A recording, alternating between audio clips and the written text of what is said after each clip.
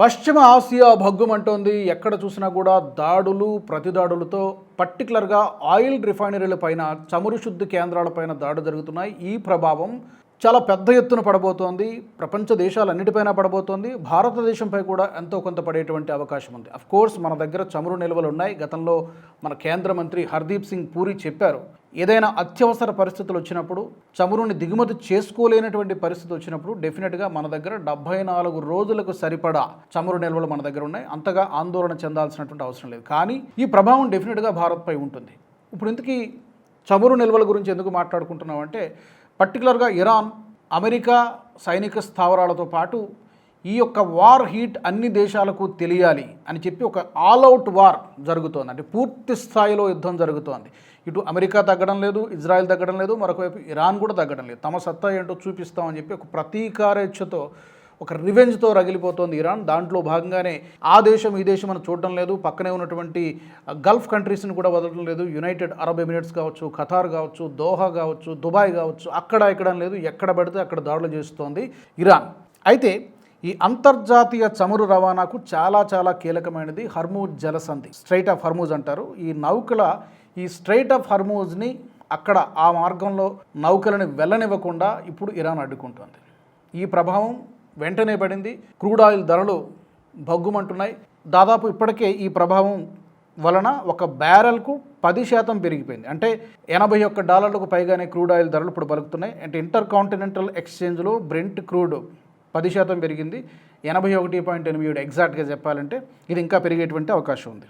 And దీంతోపాటు ఫ్యూచర్స్లో Brent crude 13% పెరిగింది. దీని ఎఫెక్ట్ $82.37 పెరిగింది. ఇది కూడా ఇంకా పెరిగేటువంటి అవకాశం ఉంది. ఇది ఏ స్థాయిలో పెరిగింది అంటే 2025 జనవరి తర్వాత ఇది ఆల్ టైమ్ హై.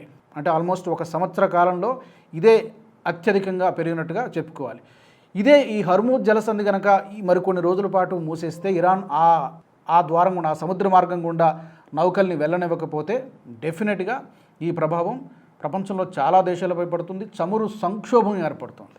దీన్ని ఎదుర్కోవడం అనేది చాలా పెద్ద సవాలని చెప్పాలి. అయితే పర్టికులర్గా ఏంటిది హర్మూజ్ జలసంధి అనేది చాలామందికి, మన ప్రేక్షకులకు ఐడియా ఉండి ఉంటుంది. ఒమన్కి ఇరాన్కి మధ్య ఒక చాలా నేరోగా ఉండేటువంటి ఒక సముద్ర మార్గమే ఈ హర్మూజ్ జలసంధి. అంటే Saudi Arabia, United Arab Emirates, Kuwait, Qatar, Iran, Iraq ఈ దేశాల నుంచి వివిధ దేశాలకు ఈ మార్గం గుండానే ఆయిల్ సరఫరా అవుతుంది.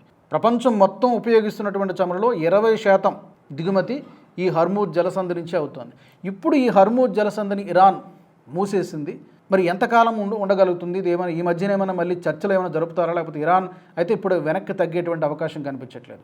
ఈ చమురు దిగుమతులు ఆగిపోతే ఇప్పుడు మొత్తం చాలా ప్రపంచ దేశాల్లో చమురు ధరలు విపరీతంగా పెరిగిపోతాయి. ఆ ప్రభావం చాలా స్పష్టంగా ఇప్పటికే కనబడుతోంది. ప్రపంచ దేశాలు ఉపయోగించేటువంటి ఎల్ఎన్జీలో 20% ఇక్కడి నుంచే సరఫరా అవుతుంది, ఈ మార్గం గుండానే. భౌగోళిక టెన్షన్లు కూడా పెరుగుతున్నాయి కాబట్టి. ఇక భారత్ విషయానికి వద్దాం. ఇందాక చెప్పుకున్నట్టుగా భారత్ దగ్గర చమురు నిల్వలు ఇమీడియట్గా పడుతుందంటే ఇమీడియట్గా భారత్ పైన పెద్దగా ప్రభావం పడకపోవచ్చు. కానీ ఎందుకంటే మన దగ్గర సుమారుగా 74 రోజులకు సరిపడా చమురు నిల్వలు ఉన్నాయి. గతంలో ఈ విషయాన్ని కేంద్ర మంత్రి చెప్పారు. కానీ ఆ తర్వాత ఏంటి పరిస్థితి అనేది కూడా ఆలోచించాల్సినటువంటి అవసరం ఉంది.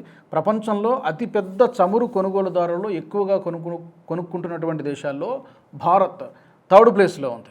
రోజుకు సుమారు మనము 5.5 మిలియన్ల బ్యారెళ్ల చమురును ఉపయోగిస్తున్నాం. చాలా పెద్ద కంట్రీ కదా, సుమారుగా 140 కోట్లకు పైగా జనాభా కాబట్టి అన్ని రకాల డొమెస్టిక్ కన్సంప్షన్ ఉంటుంది. పరిశ్రమలు కూడా ఉపయోగిస్తూ ఉంటాయి కాబట్టి కన్సంప్షన్ చాలా ఎక్కువ ఉంటుంది. 3వ ప్లేస్లో ఉంది భారత్. సో ఇంత పెద్ద ఎత్తున వినియోగిస్తున్నాం కాబట్టి డెఫినెట్గా ఈ ప్రభావం మనపై పడేటువంటి అవకాశం ఉంది.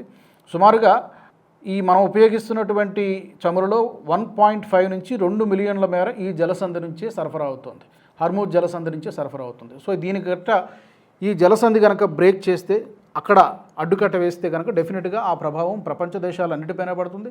భారత్ పైన కూడా చాలా స్పష్టంగా పడేటువంటి అవకాశం కనిపిస్తోంది. అలాగే అమెరికా తెచ్చినటువంటి ఒత్తిడి కావచ్చు, లేకపోతే మనం కూడా డైవర్సిఫై చేయాలనుకుంటున్నాం కాబట్టి గతంలోలాగా రష్యా నుంచి పెద్ద స్థాయిలో మనం చమురు కొనుగోలు చేయడం లేదు. కొనుగోలు చేస్తున్నాం, కానీ గతంతో పోల్చుకుంటే కొంత పర్సంటేజ్ తగ్గింది. దీంతో ఇప్పుడు మళ్ళీ అక్కడి నుంచి తీసుకోవాల్సినటువంటి పరిస్థితి వస్తుందా అనేది చూడాలి. బ్రెంట్ క్రూడ్ ధర $1 పెరిగినా కూడా ఒక ఏడాదికి ప్రభుత్వం పైన ఎన్ని కోట్ల భారం పడుతోందంటే సుమారుగా 13,000 కోట్ల రూపాయల భారం అదనంగా చెల్లించాల్సి వస్తుంది.